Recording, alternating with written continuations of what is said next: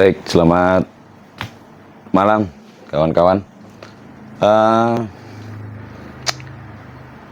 kita berjumpa kembali. Mudah-mudahan kawan-kawan dalam keadaan sehat selalu. Beberapa waktu kemarin saya didafuk menjadi seorang moderator dalam kegiatan webinar konteksnya dunia pengadaan barang jasa oleh guru saya Moji Santosa. Jadi ketika lihat judulnya itu sangat menarik karena bagian dari bidang yang saya dalami, yaitu tentang politik hukum, diberikan oleh Dr. Nandang. Dulu dia di LKPP dan sekarang dia menjadi dosen dan lawyer di Bogor, di UIK. Kami diskusi hebat, tapi di luar webinar, karena saya sendiri tidak memiliki waktu untuk bertanya pada saat itu dan berdiskusi. Kami berdiskusi sebelum dan setelah acara webinar, karena dibatasi di webinar itu terkait hanya menyoal di pengadaan barang jasa. Jadi politik hukum dalam dunia pengadaan barang jasa. Nah, yang ingin saya utarakan malam ini adalah bagaimana pengertian politik hukum itu posisinya, serta bagaimana perkembangan politik hukum yang ada sekarang di Indonesia. Bapak, Ibu, atau kawan-kawan, rekan-rekan. Jadi politik hukum itu ada dua kata ya. Yang pertama politik dan tentunya yang kedua adalah hukum. Terkait politik tentunya banyak literatur, tapi yang paling konkret pengertian politik adalah bagaimana cara untuk mencapai tujuan. Dan yang kedua adalah hukum. Hukum itu kita bicara banyak pengertian hukum, mungkin kawan-kawan juga bisa lihat video saya sebelum ini tentang pengertian hukum, fungsi, dan tujuan.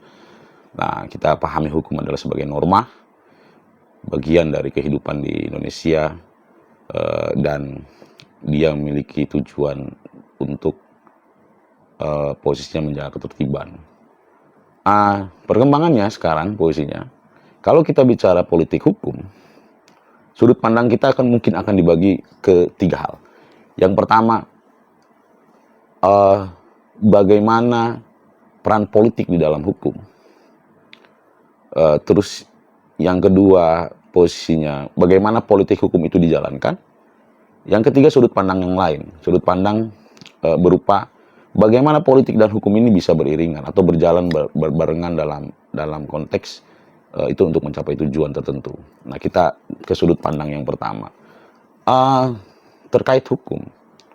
Mungkin kita juga bicara bahwasanya adalah hukum merupakan produk politik. Ya. Dalam sudut pandang regeling, pernah ada bahasannya di video sebelum ini. Aturan-aturan atau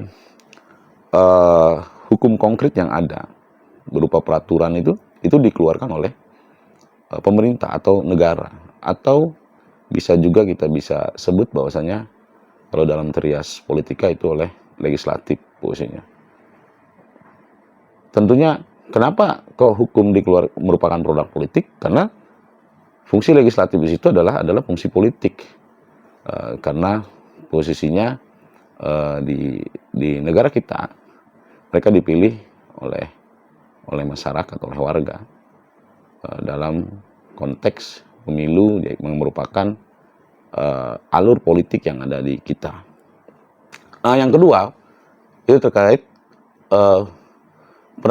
sudut pandang perkembangan politik dan hukum yang ada posisinya. Kalau kita bicara pengertian apakah yang dimaksud dari politik hukum, ternyata pengertian yang paling enak itu kita baca buku itu dikeluarkan oleh yang sekarang Menko Polhukam baru mengundurkan diri posisinya. Nah, saya tidak sebut namanya. Itu bahasanya berisi kebijakan-kebijakan dalam mencapai tujuan tertentu, tentunya di dalam konteks hukum ya. Nah, apa yang dimaksud dengan kebijakan? Kebijakan itu ternyata asas dan patokan tentunya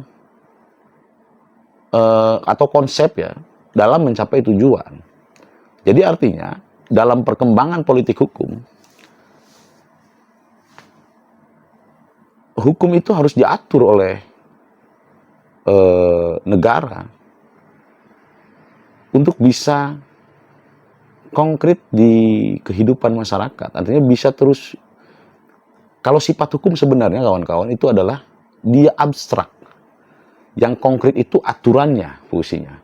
Jadi bagaimana politik hukum ini bisa menjembatani dunia yang abstrak tadi dengan kekonkretan yang ada, di mana hukum itu harus terus dan tetap berlaku. Nah, di situ berperan politik hukum untuk mengatur bagaimana hukum yang relevan, bagaimana hukum yang sudah usang misalkan ketinggalan itu harus dirubah atau diperbaiki atau diganti bahasanya dalam kodifikasi hukum kita. Itu dijalankan agar hukum sendiri terus bisa kalau kita bicara tentang das solens itu bisa relevan terhadap kehidupan yang ada. Itu sudut pandang politik hukum yang kedua. Nah, yang ketiga adalah sudut pandang bagaimana hukum dan politik ini bisa berbarengan. Tentunya kita bisa melihat bahwasanya sistem hukum yang ada di kita, nanti kita bahas sistem hukum ke depannya, itu sudah baik. Tapi dalam konteks SDM, posisinya itu keterlibatan SDM menjadi penting, kompetensi itu menjadi penting. Jadi kalau kita bicara sudut pandang yang ketiga adalah bagaimana orang-orang hukum ini bisa memberikan kontribusi, bisa memberikan sudut pandang yang baik tentang hukum. Tentunya tentang dalam konteks politik hukum ya, itu bisa memberikan arah yang baik terhadap bagaimana hukum itu harus bisa harus bisa memberikan tujuan dan fungsinya sesuai dengan yang kita inginkan tentunya. Mungkin itu tentang pengertian serta sudut pandang terkait politik hukum.